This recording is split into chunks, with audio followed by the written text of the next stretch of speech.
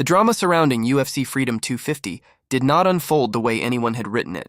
Not the analysts, not the odds makers, not the millions watching from every corner of the planet.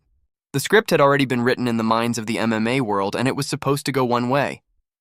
Ilia Topuria, the Georgian precision striker who had dismantled everything placed in front of him, was supposed to walk into the biggest night in the history of mixed martial arts and cement his legacy as the pound-for-pound best fighter alive. Justin Gaethje, 37 years old and carrying the scars of nearly 2 decades of wars, was supposed to be the final credible obstacle before Topuria ascended into the pantheon of all-time greats. That was the plan. And then the cage door closed, and Gaethje tore the entire narrative apart with his bare hands. 7 fights on the card. 7 finishes.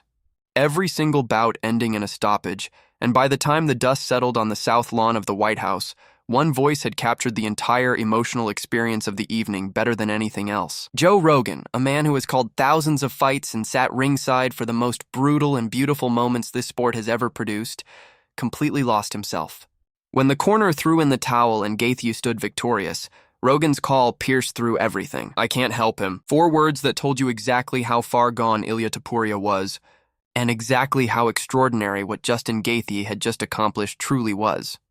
Topuria had arrived at this fight as a kind of inevitability. His striking was precise in the way surgical instruments are precise. His footwork gave him angles most fighters couldn't conceptualize.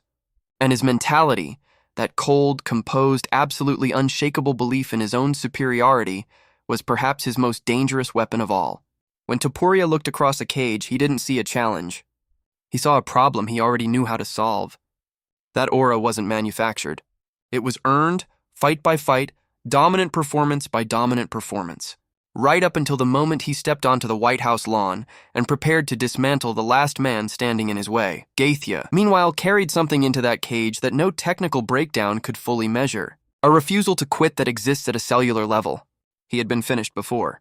He had been taken to the absolute limits of what a human being can endure inside a cage, rebuilt himself, and come back swinging every single time. The oddsmakers knew Topuria had the edge. The entire MMA world had already handed Topuria the victory.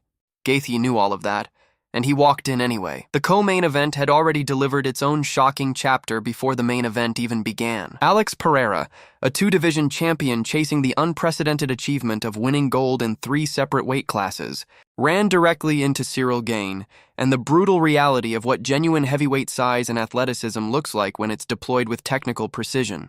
Gane controlled the early exchanges, used his jab to set terms, and in round 2 cracked Pereira clean and early, then unleashed everything until Pereira crumbled at 1 minute 27 seconds. The dream of 3-division gold ended on the White House lawn, and Gane walked out as the interim heavyweight champion and the next man in line for Tom Aspinall. Earlier in the evening, Josh Hawkett had made his own statement against Derek Lewis, executing a nearly perfect game plan of takedowns and ground control to neutralize the all-time knockout king, finishing him at 49 seconds of round 2. Sean O'Malley reminded the bantamweight division why he was once its champion by switching stances at precisely the right moment and dropping Ayman Zahabi with a straight right hand that ended the conversation instantly. Mauricio Ruffy dismantled Michael Chandler in under 90 seconds. Bo Nickel continued his march through the middleweight division with another dominant first-round finish. Every fight, every single one, ended with someone on the canvas. The card was building towards something historic before Gaethje and Topuria even stepped through the cage door. When they did, the fight refused to follow the script from the very first exchange. Topuria was sharp early, his precision evident, his striking technique still the finest in the division. But Gaethje came forward. He always comes forward. He walked through the jabs. He absorbed shots that were supposed to convince him to respect the distance, and he refused to respect it. Every time Topuria tried to establish the range that makes his striking so dangerous, Gaethje cut angles, closed the gap, and kept the pressure absolutely relentless.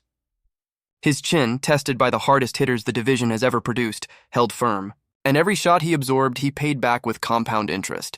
The second round is where everything began to fracture. Topuria's composure, his greatest career-long attribute, started cracking visibly under the accumulated pressure. And when your entire identity is built on being unshakable, watching yourself shake is catastrophic in ways that go far beyond the physical damage. Gaethje could feel it happening. Fighters who have survived as many wars as he has develop an instinctive radar for the moment an opponent starts to break, and when that radar fires, the great ones don't ease up. They turn everything up simultaneously. That is exactly what Gaethje did. By the third round, the fight had ceased to be competitive in any conventional sense. Topuria was still throwing, still trying to create the angles that had served him his entire career, but the damage on his face was telling a different story. Between rounds 3 and 4, the doctor examined him. He insisted he could continue because that is who he is. But sometimes the most important question isn't whether you can continue, it's whether you should. When round 4 began and Gaethje came forward with the same relentless violence he'd brought every single round, the corner made the decision their fighter couldn't make for himself. The towel came in, and Rogan's voice cut through the entire arena like a blade. I can't help him. Justin Gaethje was the undisputed lightweight champion of the world, 37 years old, on the south lawn of the White House, in front of the entire sport. He stood there afterward and called it the greatest night in MMA history. Said he didn't think anything would ever top it. He kept returning to one word, over and over. The only word that seemed adequate for a moment that language genuinely couldn't fully reach. Wow. What happened to Ilia Topuria went deeper than losing a fight. This was the shattering of an aura. For the first time in his professional career, he experienced being broken down methodically by someone who refused to respect his power, refused to maintain distance, and refused to stop coming forward no matter what he absorbed. The identity that had surrounded him, that sense of inevitable dominance, was not just challenged on that lawn. It was dismantled piece by piece and left on the grass of the most famous address in America. UFC Freedom 250 will be discussed for years. 7 fights, 7 finishes, and at the center of all of it, one 37-year-old man standing with a belt he wasn't supposed to win. On a stage he wasn't supposed to own, having broken a champion the world thought was unbreakable. In a sport that constantly tells you what should happen, Justin Gaethje spent his entire career proving that what should happen and what does happen are two completely different things. How shocked were you by this entire card? Did you believe Gaethje could pull it off, or had you already handed Topuria the victory before the first bell? Drop everything in the comments below, and if you want every fight breakdown and deep dive into the biggest moments in combat sports, subscribe and turn on notifications so you never miss what comes next.